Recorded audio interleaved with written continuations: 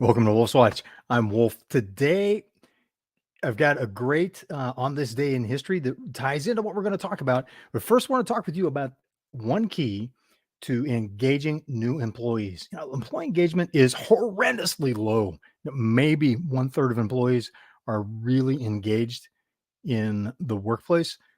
It's horrible.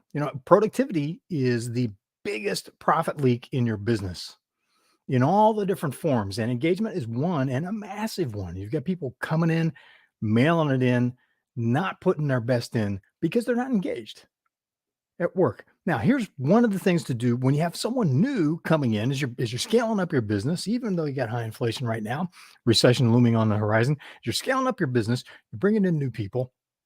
Excuse me, get all choked up about this. Here's one of the keys to really engaging that person, and that is your onboarding process. And that's a big key, and there's a lot of teeth on it. There's a lot of dimensions to that. Onboarding, think about this. When you onboard someone into your business, how do you bring them in? How do you introduce them to the organization? How do you get them set on the values so they understand what the decision framework, the paradigm for making decisions and guiding behavior is? Because values drive decisions, decisions drive behavior, behavior creates your company culture. So right up front, they got to know what the values of the company are, and that should have been handled before you hired them. But as part of the onboarding process, you need to continue to get that message across so that they're getting acclimated. What the mission is and how that ties into their personal goals and their job is, what they're going to be doing in their role on your team, and who are they meeting? Who are they going to be working with? Is this the first time that they've met them? As you back this up prior to your onboarding process, did they meet other people in the company? So, as part of their onboarding process, there are people there welcoming them that they know. So it's like, hey, all right, finally you're here. Woo, high five. Right. A great business person that I interviewed a few years ago had an incredible story on how in his restaurants he hires in teams. Now think about that. You're hiring folks for a restaurant. The world-class hiring practice, those team interviews, team from his side, but also on the other side, where they would go through multiple rounds. Prospective employees would be interviewed by a team from the restaurant they were going to be working at. At the same time, they're interviewing with a team of other people that might get hired to that restaurant. Some of them may get hired, none of them may get hired. Here was the effect that had. When they walked on to the job for the first day, they knew people there. They had been interviewed by them, they had talked with them, and they went through 3 rounds of interviews, by the way. It wasn't just one, they went through 3 rounds of interviews like that. And when they showed up on the job on the first day, the people that got hired with them through that interview process that were teamed together, they had some bonds, kind of a band of brothers sort of effect. Where like, going, yeah, man, you made it, we made it, hey. And there were people that were working there that had interviewed them that are going, all right, finally you're part of the team. Come on, welcomed them in. What an amazing first day on the job. Do your team members have that kind of a first day on the job? I hope so.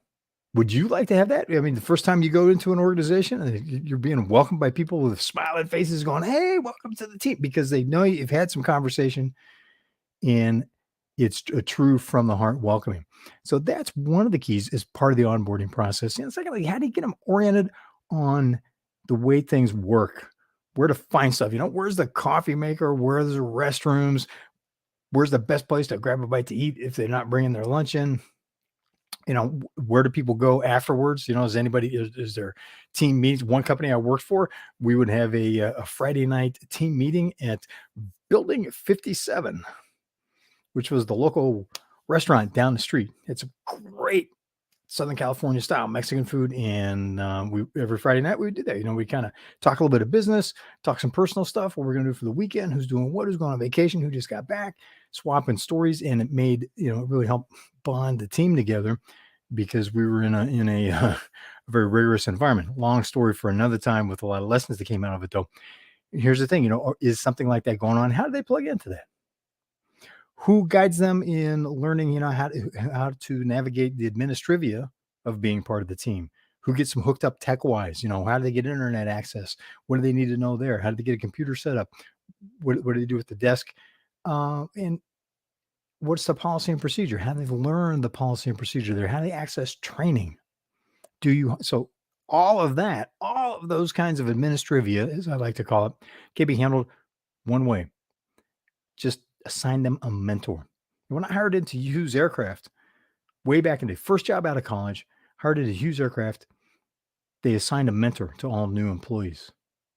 Not someone in chain of command, wasn't a boss, didn't have, worked for the same boss in the same functional organization, but he had been with the company for about 12 years. And it's someone to help me tie my shoelaces, so to speak, within the organization. Do you do that to have that kind of relationship so someone that's been around for a while can guide someone through and answer questions and be helpful and help them getting started? We get them pointed in the right direction. So it's just three little things that you can do that make such a massive difference that build up to being a big key to engaging employees as they're coming into the workplace. Now, technology. I have a technology thing that I just want to talk about today because this is just so amazing. Check this out. On this day in 19, let me looking at the notes here to make sure I got this right. In I want to say 1954. On this day in 1954, Bell Labs releases the first solar battery. 1954, 68 years ago, first solar battery. Technology moves, sometimes it moves a little bit slower than we'd like, which means always. Sometimes it always moves slower than we would like it to. But it has its pace, and there's different things that can control that. But solar technology has been with us quite a while, and we're continuing to see that evolve.